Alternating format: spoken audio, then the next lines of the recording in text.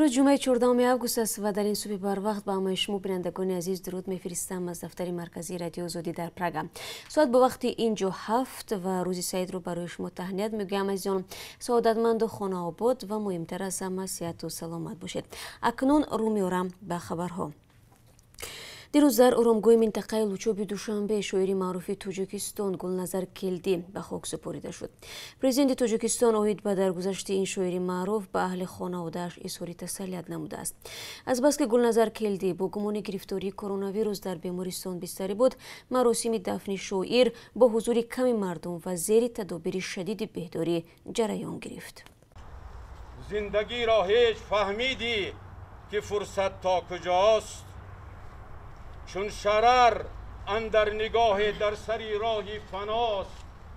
گلنظر کلدی مؤلف سرود ملی و از شاعران شناخته تاجیکستان را که در 75 سالگی درگذشت شام 13 آگوست در آرامگاه لوچاب شهر دوشنبه به خاک سپردند. او با گمان گرفتاری به بیماری کرونا ویروس نو در شفاخانه بستری بود. مراسم ویدا با گلنظر کلدی در نزد بینای اتحاد ادیبان و سپس نماز جنازه‌اش در آرامگاه لوچاب برگزار شد.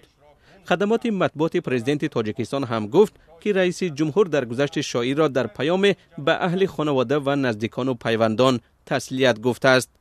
دلپسند کلدی و پسر شاعر به رادیو آزادی خبر داد که پدرش روز 13 آگوست در بیمارستان جان داد و جسد او را توسط ماشین یاری تعجیلی آوردند. گلنظر کلدی شاعر خلقی تاجیکستان با گمان مبتلا شدن به بیماری کرونا ویروس نو در شفاخانه استقلال شهر دوشنبه بستری بود. خود او روز 4 آگوست در صحبت با رادیو آزادی گفته بود که زیاد می‌سلفد. روزهای اخیر زیر دستگاه نفس‌دهی صنعی بود. گلنظر کلدی در گذشته در مجله صدای شرق و نشریه‌های پیوند و ادبیات و صنعت و وحدت به حیث مدیر شعبه و سردبیر کار کرده است. از سال 2005 تا 2010 وکیل مجلس نمایندگان بود. تفصیلات بیشتر رو از مراسم دفن گلنظر کلدی در دوام روز در برنامه خبری تقدیم شما بینندگان عزیز خواهیم کرد.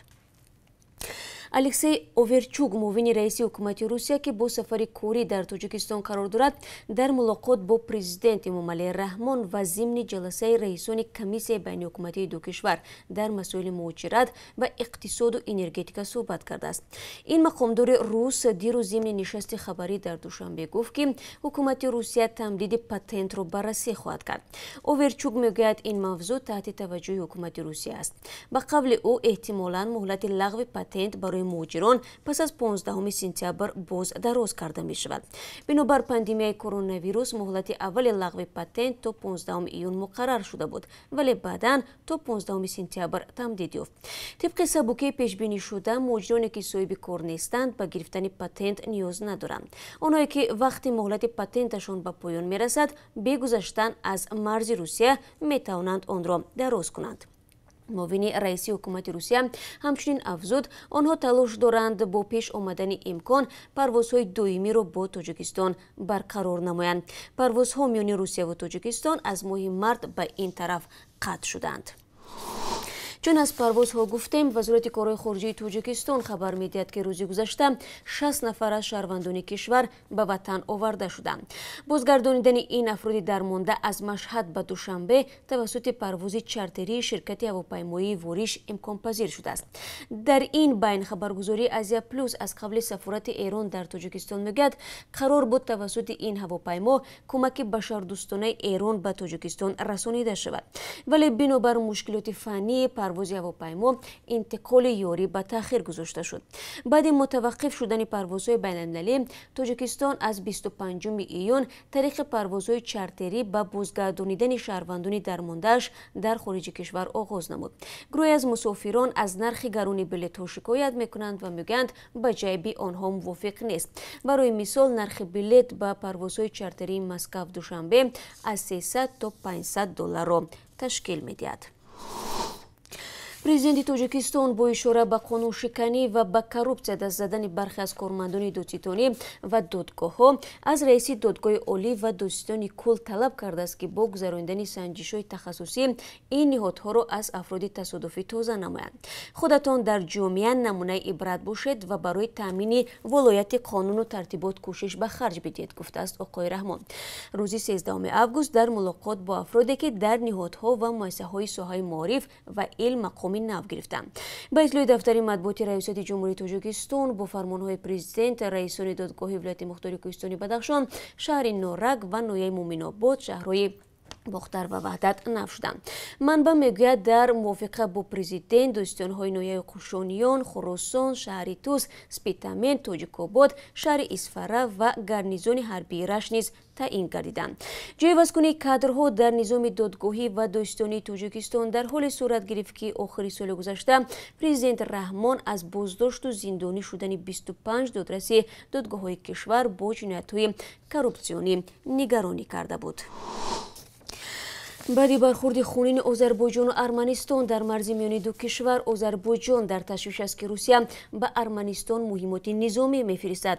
Ин масъаларо раҳбари Озарбойҷон Илҳом Алиев бо Русия дар миён гузошт.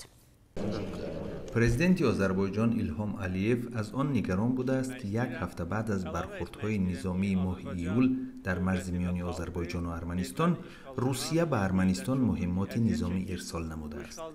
дафтари президенти Озарбойҷон 13 август изҳор намуд ки рӯзи чоршанбе раҳбари Озарбойҷон аз президенти Русия Владимир Путин дархост намуд ки масъаларо шарҳ диҳад.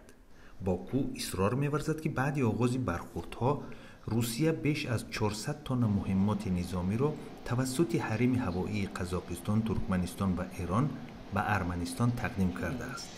муноқиша дар марзи миёни ду кишвари ҷануби Қавқоз бо истифода аз тӯбхонаи вазнин ва ҳавопаймоҳои бидуни сарнишин 12 июл шурӯъ шуда буд. дар ин бархурдҳо камаш 5 низомии арманӣ ва 12 афсару сарбози озарӣ аз ҷумла як генерали ин кишвар ба ҳалокат расиданд. Кремл ҳам дар бораи суҳбати Путин бо Алиев гузориш нашр кард, вале дар он ҳеҷ ишораи ба арзёбии масъалаи тақдими муҳиммоти низомии Русия ба Арманистон ба чашм намерасад. Арманистон токунун изҳороти президенти Озарбойҷонро шарҳ надодааст.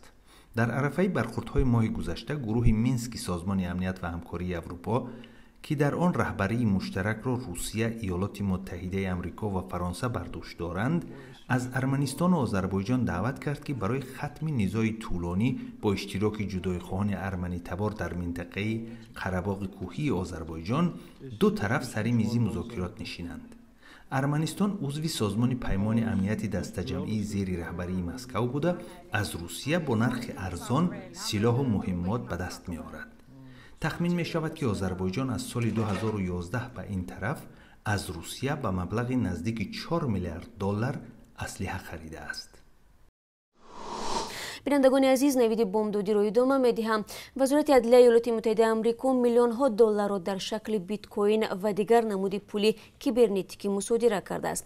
ба қавли вазорат, ин пулҳоро созмонҳои шабеҳи Алқоида, гурӯҳи даҳшатафкани Давлати Исломӣ ва созмони Ҳамос барои истифода дар амалҳояшон ҷамъ карданд. 13 август ҳамин манбаъ иброз дошт ки ин бузургтарин маблағи мусодирашуда дар робита бо терроризм мебошад. тибқи иттилои расида $2 миллион пули рақамӣ ё худ диҷиталӣ, тахминан 300 суратҳисоби пули кибернетикӣ, 4 вебсайт ва 4 саҳифа дар Фейсбук баста шуданд. дар ноҳияи Рашт маводи тарканда кашф шудааст. Кумитаи ҳолатҳои фавқулода мегӯяд ки рӯзи 12 августи соли равон кормандони раёсати вазорати корҳои дохилӣ дар минтақаи Рашт хабар доданд ки дар мавзеи маҳаллаи Сомониён дар умқи тақрибан 1 метр маводи нотаркида ба мушоҳида расидааст. аз ҷониби афсарони шӯъбаи Кумитаи ҳолатҳои фавқулода дар ноҳияи Рашт ва мақомоти дахлдор мавзеи зикршуда зери назорат гирифта шуда ва дар айни замон барои безарар гардонидани он чораҳо андешида мешавад. و بینندگان عزیز، چون همیشه برای شما در پایان صحبت از قرب اسعار خارجی میگویم که از طرف بانک ملی چنین تعیین شده است. $1 10 سومونی و 31 درم است. 1 یورو 12 سومونی و 20 درم ارزش دارد. امروز قرب 1000 روبل روسی 139 سومونی و 70 درم تعیین گرده است که نسبت روز گذشته 60 درم کمتر می باشد. این چند خبر تازه بود که من برای شما در این صبح بر وقت جمعه سعید رسانیدم و تشکر میگویم که ما رو تماشا کردید. از آن من شما رو بعد از دیگر باز در همین جا در بخش مستقیم و با خبرهای نو منتظرم. خدا نگهبانتان و روزی با قرار داشته باشید.